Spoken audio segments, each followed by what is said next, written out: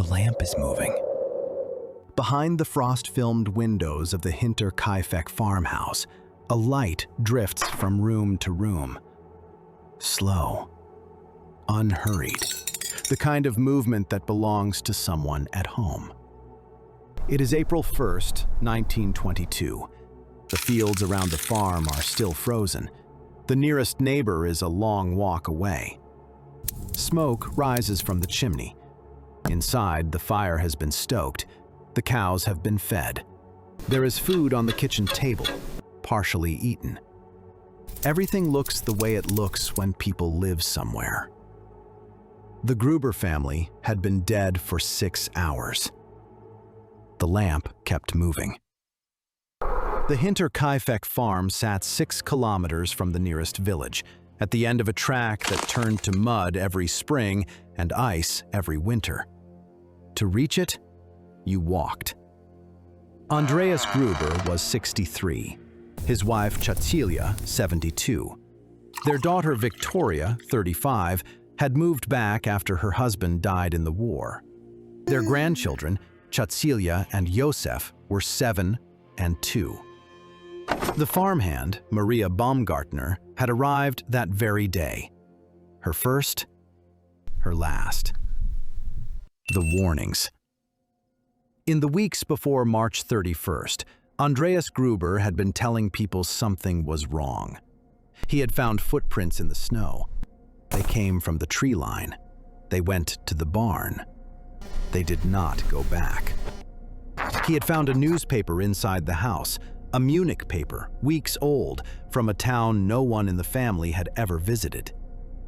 He had heard sounds in the loft, footsteps, movement above the ceiling, at night. He told the neighbors. He told the priest. He did not tell the police. The previous farmhand had left months before Maria arrived. No one described the circumstances precisely. What they said was this: she had been frightened. What she said was nothing. She would not give a reason. She would not discuss the farm, the family, or what she had seen or heard there. She simply would not go back. At the time, people found this strange. Later, they would find it something else. By March, the farm had been short-staffed for months, and the loft above the main house, the loft where the sounds had been coming from, had not been fully inspected. The evidence recovered after April 4th confirmed what the footprints had suggested: a makeshift sleeping area, food scraps, signs of occupation over days, perhaps much longer. Someone had been living above the family while they ate and slept and moved through their ordinary lives. In which room below he listened? How long he had been there before the footprints appeared in the snow? These questions were never answered. On the evening of March 31st, the family did what they always did. The children were put to bed. Cecilia was 7, old enough to pull the blanket herself, to settle into the particular shape she slept in, to listen to the sounds a house makes at night and find them ordinary. Joseph was 2. His cot was in the bedroom, close enough to the wall that you could hear, if the house were quiet, the movement of air through the boards above. The house was quiet. The loft was directly overhead. He slept the way 2-year-olds sleep, completely, without suspicion, without any reason to have any. The adults moved through the house in the rhythm of people who had done this 10,000 times. Fire fed, lamps turned low. Sometime after dark, Andreas Gruber walked out to the barn. The weapon was a mattock, a farm tool, found at the scene, not hidden. The killer used what was available and did not take it with him.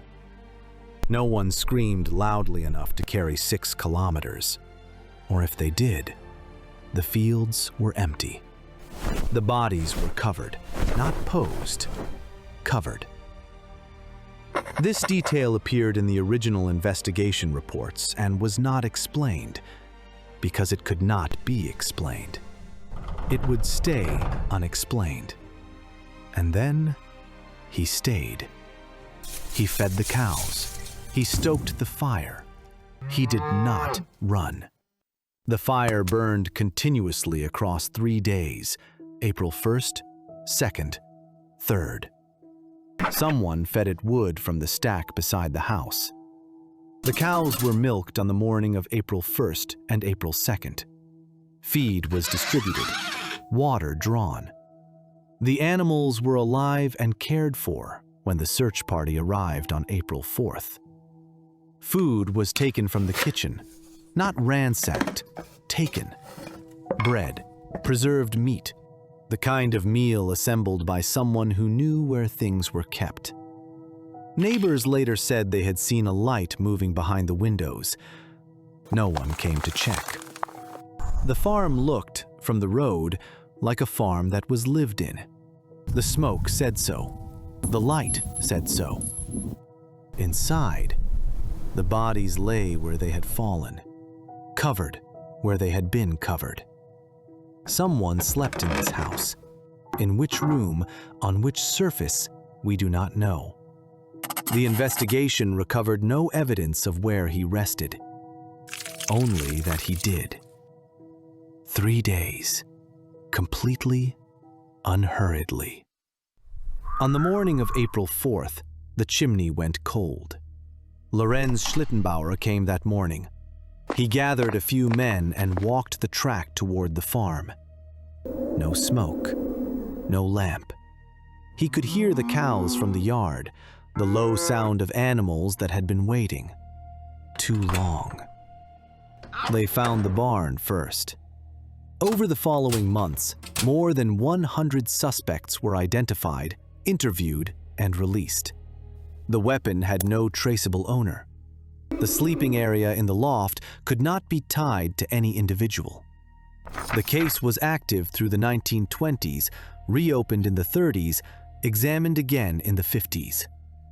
In 2007, cold case investigators sent the skulls to a forensics team in Munich.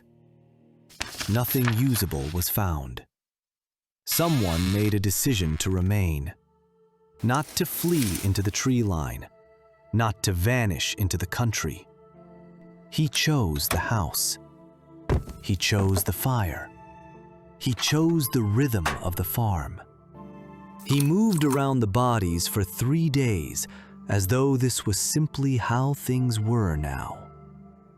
On the morning of April 4th, he left. The farm was orderly. The animals had been cared for. He took nothing obvious. He left the way someone leaves a house they are done with.